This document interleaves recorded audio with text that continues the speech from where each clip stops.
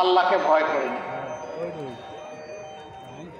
পরবর্তী পর্যায়ে তারা দেশকে অস্থির করেছিল, তাদের কারণেই ১/১১ তৈরি হয়েছিল। মঈনুদ্দিন ফখরুদ্দিনরা ক্ষমতায় এসেছিল দুর্নীতির বিরুদ্ধে জিহাদ করার ঘোষণা দিয়ে। শেষ পর্যন্ত নিজেদেরই অবস্থা, তারা দুর্নীতিতে আকণ্ঠ নিমজ্জিত হয়ে গিয়েছিল। মানুষ তাকে ঘৃণা করতে শুরু করলো। তারা তখন বাঁচার জন্য নিরাপদ রাস্তা বা সেফ এক্সিট খুঁজতে থাকলো। দুইজন নেত্রী দুইটা জোটের তখন নেতৃত্ব দিচ্ছিলেন। একজনকে তারা জানতে চাইল যদি তার জোট ক্ষমতায় আসে তাহলে তারা যে সমস্ত কীর্তিকাণ্ড করেছে সেগুলা নিয়ে কোনো প্রশ্ন তুলবে কিনা এবং তাদের কাজের বৈধতা দিবে কিনা।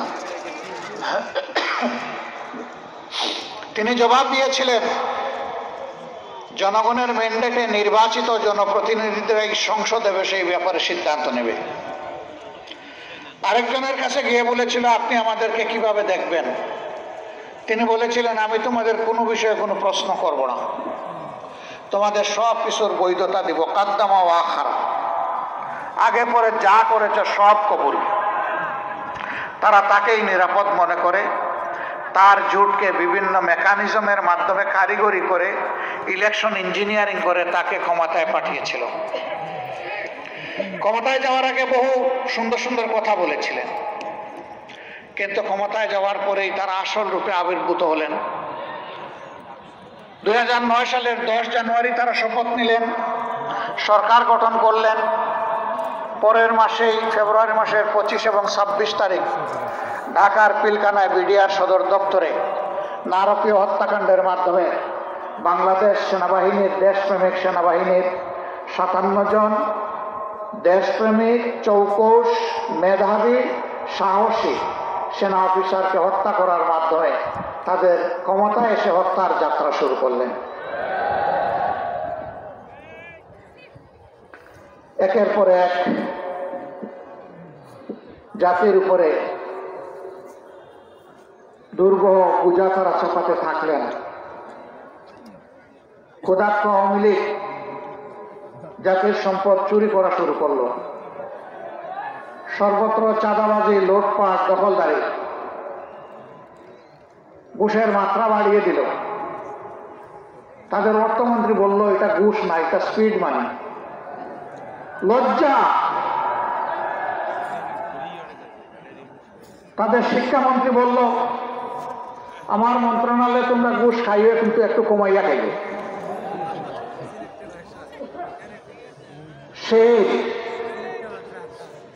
এরা শিক্ষিত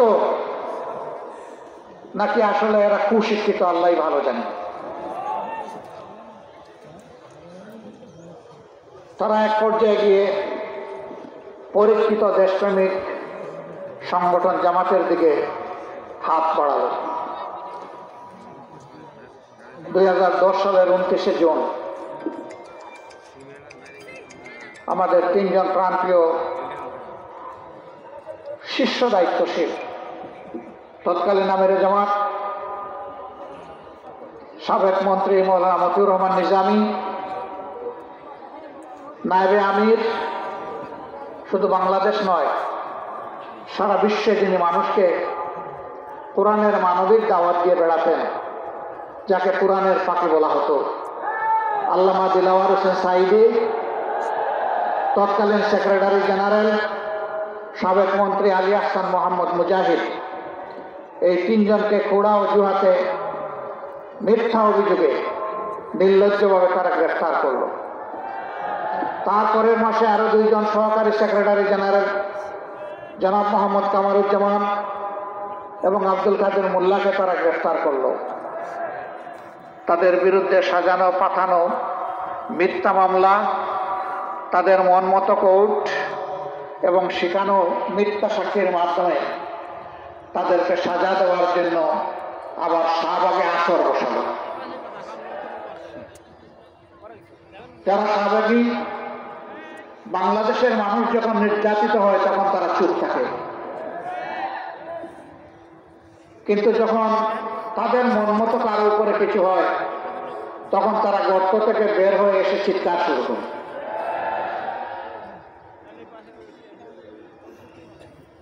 সম্মানিত ভাই ও বন্ধুগণ, তারপরে ইতিহাস সবার জানা।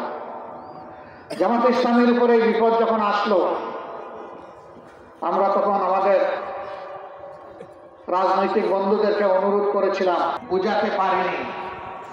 একের পরে প্রতিহিংসামূলক রায়ের মাধ্যমে আদালতকে ব্যবহার করে জামাতে ইসলামীর নেতৃবৃন্দকে ফাঁসি দেওয়া হলো, 5 জনকে ফাঁসিতে ঝুলানো হলো। তাদের নিয়েও অনেক নাটক করা হলো। একবারের জন্য তারা নথি স্বীকার করেন কিনা, সরকারের কাছে ক্ষমা চান কিনা, প্রাণ ভিক্ষা চান কিনা। আলহামদুলিল্লাহ, যারা আল্লাহর জন্য, মানবতার জন্য লড়াই করে তারা আল্লাহ ছাড়া কাউকে পরোয়া করে না। আল্লাহর এই বান্দারা মাথা উঁচু করে সেদিন বলেছিলেন, আমরা মাথা একটা জায়গায় নত করে, তিনি আমাদের প্রভু, তিনি আমাদের স্রষ্টা আল্লাহ রাব্বুল আলামিন। দুনিয়ার আর কত ওই বান্দাদের মাথা নত হবে না। মাথা তারা নত করেননি। তারা কতটা আত্মবিশ্বাসী ছিলেন। শহীদ আমিরে জামাত তার পরিবারের সদস্যদেরকে জিজ্ঞেস করছেন, আমি তো মাওলার মুলাকাতের উপক্ষণের মধ্যে হাজির হব, আমার গায়ের পোশাকটা কেমন হওয়া উচিত? আমি কি লঙ্গি পরবো না পাজামা পরবো? পরিবারের সদস্যরা বলছে, পাজামাতেই মাওলার মুলাকাতে আপনাকে ভালো লাগবে। আল্লাহু আকবার।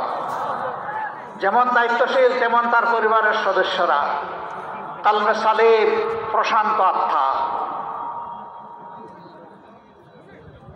তারা ফাঁসির তক্তার দিকে এগিয়ে চলেছেন পা পা করে। তাদের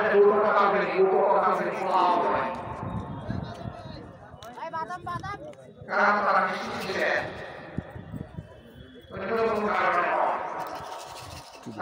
তাদেরকে দিনের কারণে, মানবতার কারণে কথা করা হচ্ছে। দেশের কারণেই তাদেরকে এই উন্নতি হচ্ছে। যারা দেশকে ভালোবাসে, মানুষকে ভালোবাসে, মৃত্যু তাদের কাছে সকালে চায় একটি আলাদা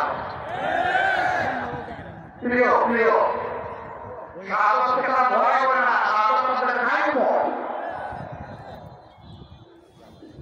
তারা ঠিকভাবেই ফাঁসির পক্ষে দাঁড়িয়েছিলেন।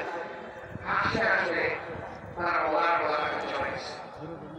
আল্লাহ তাআলা দরবারে দোয়া করি, আমাদের এই মাতার কাজ, শিক্ষক, দায়িত্বশীল সহ তাদের যত সহকর্মীদেরকে কোনেরা ফ্যাসিস্টরা হত্যা করেছে,